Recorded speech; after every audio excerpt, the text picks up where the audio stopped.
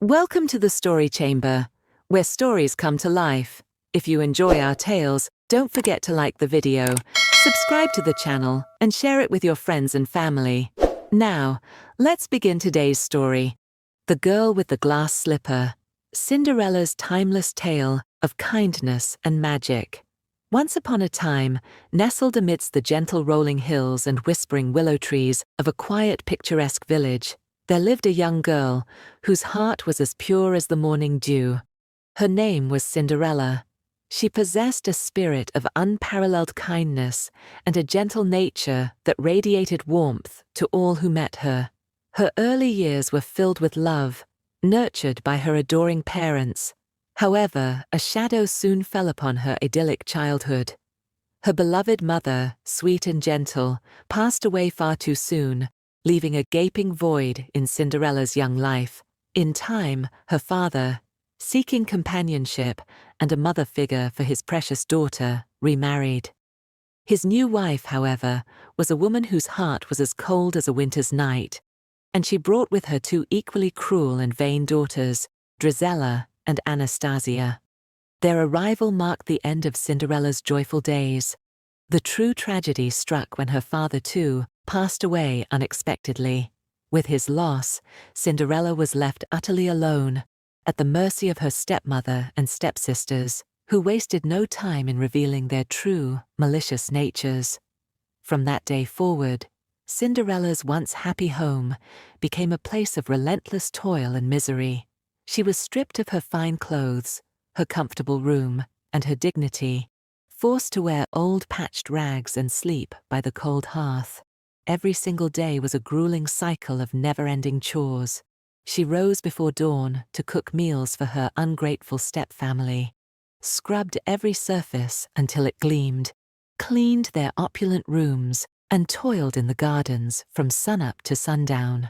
Meanwhile, her stepsisters reveled in their luxurious idleness, enjoying extravagant meals, wearing the finest silks, and dreaming only of wealth and status. Yet despite the unending hardships and the relentless cruelty, Cinderella's gentle spirit remained unbroken. A flicker of hope, a spark of kindness, stubbornly persisted in her heart, a silent testament to her inner strength. Life continued in this bleak pattern until one momentous day when the entire kingdom buzzed with an electrifying announcement. A royal invitation arrived at every noble and prominent household, carried by liveried messengers on horseback.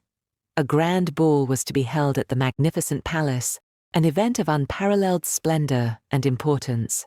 The news spread like wildfire. The beloved young prince, having come of age, was seeking someone truly special to be his bride. This ball was his chance to meet all the eligible maidens in the land. Cinderella's heart, despite her dreary circumstances, fluttered with excitement at the thought. To dance in a palace, to experience even a moment of magic.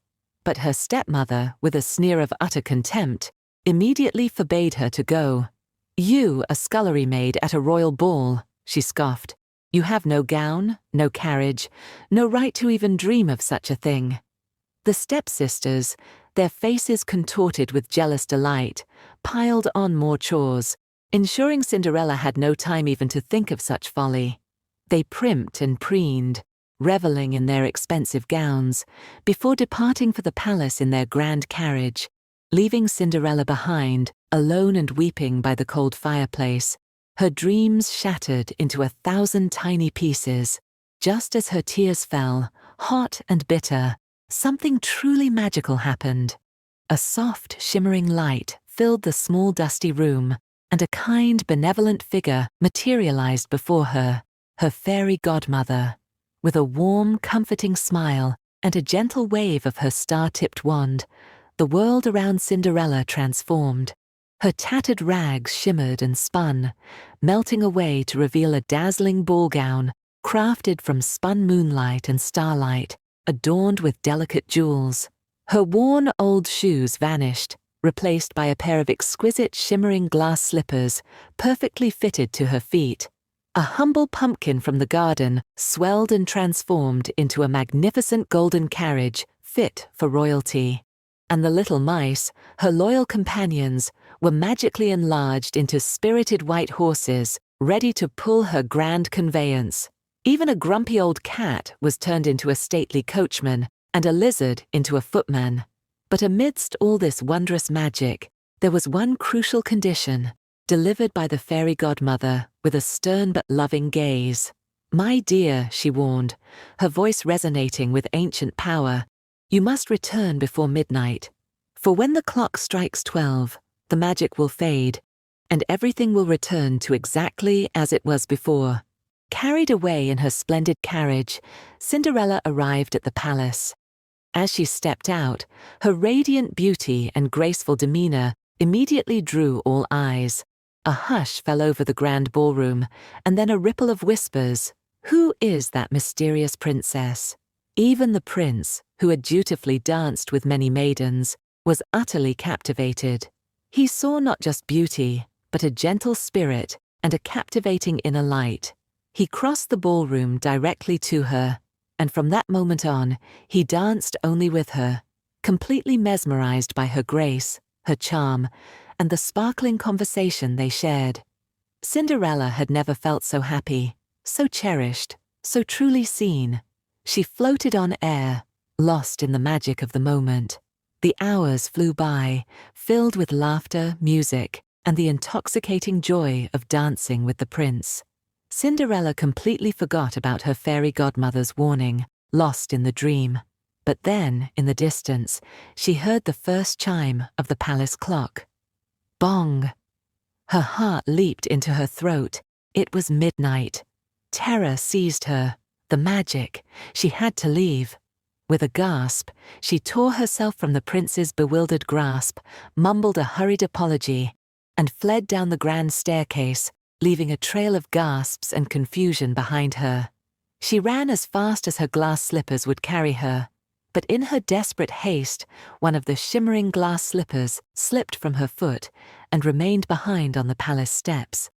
She dared not stop to retrieve it, for the clock was now striking its final fateful chime. Just as the last chime faded, the magic evaporated.